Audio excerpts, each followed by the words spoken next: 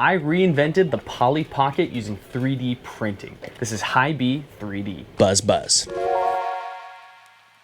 When I started selling 3D prints, one of the first things I started printing was these teeny tiny little minis that are modeled by Zoo 3D, and these have consistently been my best seller. And I'm always blown away at just how many of these things sell. Now, I don't blame people. They're a really cool little product, right? People like them. Then they get a whole, little collection of minis. They get to dig through the bin. It's a fun experience. But I've been selling them for so long, and so many people keep coming back to me specifically to get more minis.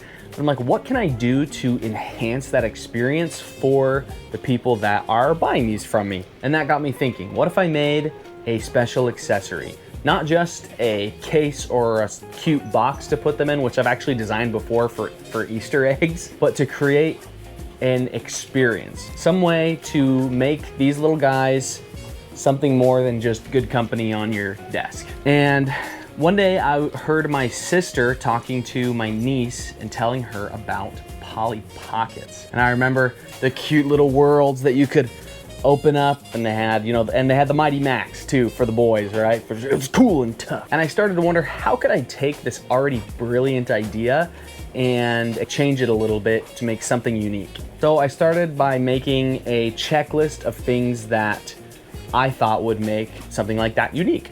I wanted it to be modular, easy to 3D print, interactive for adults and kids. And of course, I wanted it to be an actual effective storage for all of the who knows how many hundreds of different minis I've printed that people just have scattered about or on their desk. So that list of ideas kind of became the blueprint or the spark that led me ultimately to this, HyBee's Miniverse. Let's talk about the design process for the Miniverse. What did that look like from getting to this abstract idea of what it could be to an actual physical product that I am currently selling and is available on my Patreon, wink, wink. So when I began considering, it just so happened that we were playing some board games at my mom's, and she brought out Settlers of Catan, and I hadn't played that in quite a while. And if anyone knows anything about Settlers of Catan, you know that it is based on hexagons, and that's when it hit me like a train. Hexagons are the bestagons. They're compact, they're super stackable, they're just satisfying to connect together. Plus it fit with my brand really well. HyBee, bees make honeycomb. Honeycomb is in the shape of hexagons. So once I had the rough idea of how I wanted to go about doing this, I jumped into Plasticity 3D. And I started to sketch out the basic container. It was super simple, simple walls, simple hinge points, and left space to build out features. It was very just enough to see if this could even work practically. Also, here's a tip. Check out Plasticity 3D if you haven't. It's a really cool software. Not sponsored or anything. It's just super slick and digestible when compared to a traditional CAD software. Once I had the initial rough draft, I started the prototyping process that anybody that designs models for 3D printing is way too familiar with. And I probably went through 16 or 17 different iterations before I landed on something that was close to what I would end up with here in front of me or behind me. But that's kind of the fun of 3D printing and 3D design. You design it, print it, break it, design it again, and repeat the process until you land on a product that you actually like. So I got to a point where I was happy with the overall basic shape and design. It opened, it closed, and it laid flat, which was a requirement. But that was before I had added one crucial element to this, and it's the modularity. I don't know if that's a word. Modularity. I wanted to make it a snappier experience. So I went to the one thing that is scientifically the closest to magic: magnets.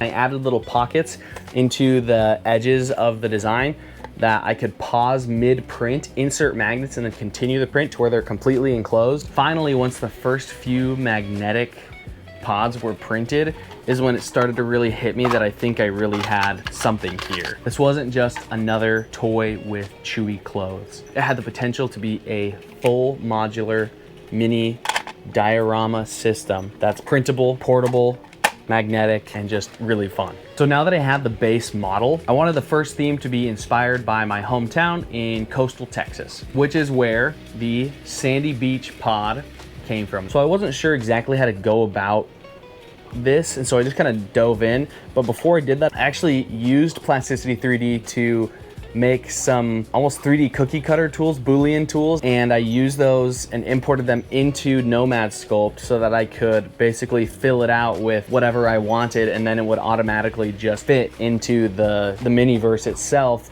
once I was finished adding details. And to my surprise, the very first one that I exported worked perfectly. It fit perfectly. I was so pumped. And to this day, like 4 months later, I still use those same little tools that I made that kind of help keep things standardized so that I can just pump out more environments rather than having to design the whole thing over and over. All right, so far I've designed the sandy shores, little desert scene, with a little highway, and most recently this haunted house with a flip up grave for Halloween. But wait, I haven't covered the most important detail, and that is the expandability of these models. Now, if they were just laptop style like this, I wouldn't be able to really expand them out much more than just horizontally, right? And I want to be able to expand them out in all directions. And so that's where it being able to lay flat comes in. This top insert can come out, which is why there's a hole in the top so you can push it out and flip it over to reveal a different kind of environment.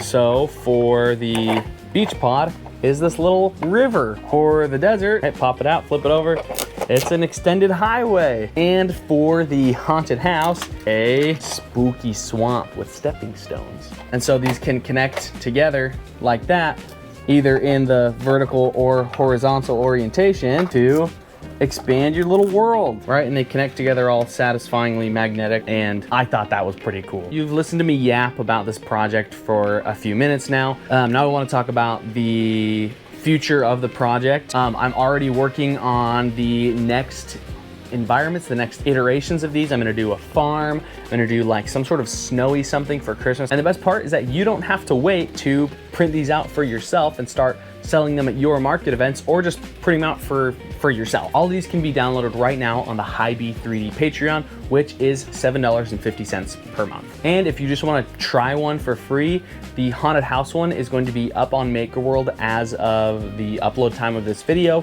but it won't be a fully magnetic version. It'll just have the closing clasp magnets. The fully magnetic one will be available on the Patreon. And so that's the story of how some little teeny tiny animals turned into a big idea and a really fun project. So this is just the very beginning. There's new environments coming out soon, much more new stuff coming out of my Patreon that doesn't have to do with these. Like I said, it's $7.50 a month for full commercial rights to all of my models at this time. Items that you can either print for yourself or print and sell at market events or online. Once again, if you want to join the HyBee 3D Patreon. And once again, don't forget that you can try the haunted house model out on MakerWorld at the time of uploading this video. Anyway, I think that's it. Thanks for bearing with me. And this has been HyBee 3D. Buzz, buzz.